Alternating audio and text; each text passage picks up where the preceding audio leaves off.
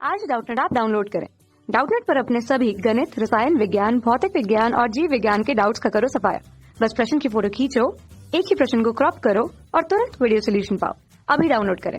नमस्कार दोस्तों, हमसे पूछे गए अप्रत्यक्ष रूप से मापी गई निम्न भौतिक राशियों में लगभग मान बताइए हमें कि न्यूनतम दूरी, न्यूनतम द्रव्यमान और न्यूनतम समांतराल कौन से है।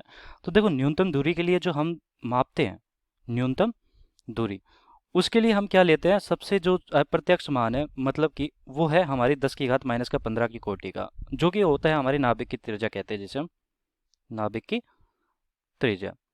तो इतना छोटा मान हमारा 10 की घात माइनस 15 और ये मीटर में है, ठीक है। मीटर लिख देता हूँ। अब 10 की घात माइनस का 15 को हम फर्मी भी बोलते हैं, फर्मी। तो फर्मी मीटर हो गया ये हमारा। तो न्यूनतम दूरी के लिए हमारा ये अप्रत्यक्ष मान लिया जाता है। जैसे कि द्रव्यमान की बात कर लेते हैं, तो द्रव्यमान जो हमारा होता है, जो अभी तक जो हमारा द्रव्यमान है, न्यूनतम द्रव्यमान, वो हम किसका मापते हैं, न्यूनतम द्रव्यमान। एक सबसे छोटा तत्व है जो कि हमारा है इलेक्ट्रॉन। तो इलेक्ट्रॉन का एक तरह से हमारा सबसे छोटा द्रव्यमान है, जो कि हमारा होता है कितना, 9.1 गुना 10 की घात माइनस का 31, और ये होता है किलोग्राम में। ये होता है हमारा इलेक्ट्रॉन का द्रव्यमान। यहाँ पर लिख देता हूँ इलेक्ट्रॉन का द्रव्यमान, इलेक्ट्रॉन का द्रव्यमान। तो सबसे छोटे इकाई की बात कर रहा है यहाँ पर कि हमारा अप्रत्यक्ष रूप से मापी गई, मतलब कि ये देखो, प्रत्यक्ष से नाप नहीं सकते, न्यूनतम दूरी है। प्रत्यक्ष और अप्रत्यक्ष होता है क्या है, ये समझ लेते हैं। तो प्रत्यक्ष हमारा होता है जैसे कि हम खुद की मदद से, स्केल की मदद से नाप सकते हैं, ठीक है। और अप्रत्यक्ष रूप से होता है जैसे कि हम न्यूनतम दूरी 10 की घात माइनस के 15 मीटर कैसे मापेंगे, हम कोई ना कोई अलग विधि द्वारा मापते हैं। तो ये हमारी अप्रत्यक्ष विधि होगी। तो अप्रत्यक्ष मतलब कि कोई विधि होती है जो कि हमारा स्केल यहाँ पर यूज नहीं लिया जाता, कोई भी विधि हो सकती है ये। जैसे लंबन विधि भी कहते हैं, तो वो अप्रत्यक्ष विधि द्वारा मापते हैं। तो लंबन विधि भी यहाँ पर अप्रत्यक्ष विधि का उदाहरण है, लंबन विधि। जैसे कि पहाड़ों की ऊंचाई ज्ञात करते हैं, तो वो भी तो अप्रत्यक्ष विधि का उदाहरण है। तो इस प्रकार हमारा प्रत्यक्ष और अप्रत्यक्ष होता है। तीसरा हमें ज्ञात यहाँ पर न्यूनतम समय अंतराल क्या है, न्यूनतम समय अंतराल, समयांतराल। तो ये देखो होता क्या है, जैसे कि हमें न्यूनतम समय अंतराल की बात करते हैं, तो ये होता है हमारे पास 10 की घात माइनस का 22 सेकंड, मतलब कि सेकंड का 10 की घात 22वां हिस्सा सेकंड।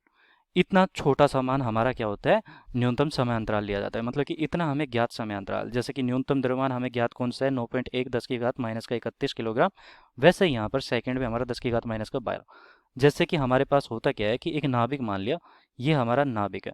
अब नाभिक को प्रकाश द्वारा कितने समय में पार किया जाता है, तो ये नाभिक के इस बिंदु से और इस बिंदु तक जब पार किया जाता है, तो इसको कितने सेकंड में पार कर जाता है। तो यहाँ से ए बिंदु से और बी बिंदु तक कितने सेकंड में पार कर जाता है, ये हमारी क्या होती है, 10 की घात माइनस का 22 सेकंड। तो यहाँ पर समय कितना लिया जाता है उसके द्वारा, 10 की घात माइनस का 22 सेकंड। और ये हमारा है क्या, यहाँ पर नाभिक है, ठीक है, ये नाभिक है, नाभिक। और ये हमारी दूरी है, नाभिक की व्यास एक तरह से दूरी हो गया, ठीक है, दूरी हो गया। तो इतनी छोटी सी दूरी को प्रकाश जितनी जल्दी पार कर पाता है, वो हमारी क्या होती है, ये प्रकाश हो गया हमारा। प्रकाश जितनी जल्दी पार कर जाता है, वो 10 की घात माइनस का 22 सेकंड में पार कर जाता है। ये हमारा न्यूनतम समांतराल हो गया। तो ये तीनों के तीनों मैंने बता दिए। धन्यवाद। कक्षा 6 से 12वीं से लेकर नीट, IIT, JEE वो एडवांस के लेवल तक 1 करोड़ से ज्यादा छात्रों का भरोसा। आज ही डाउनलोड करें डाउटनेट ऐप या व्हाट्सएप करें अपने सारे डाउट्स 8400 400 400 पर।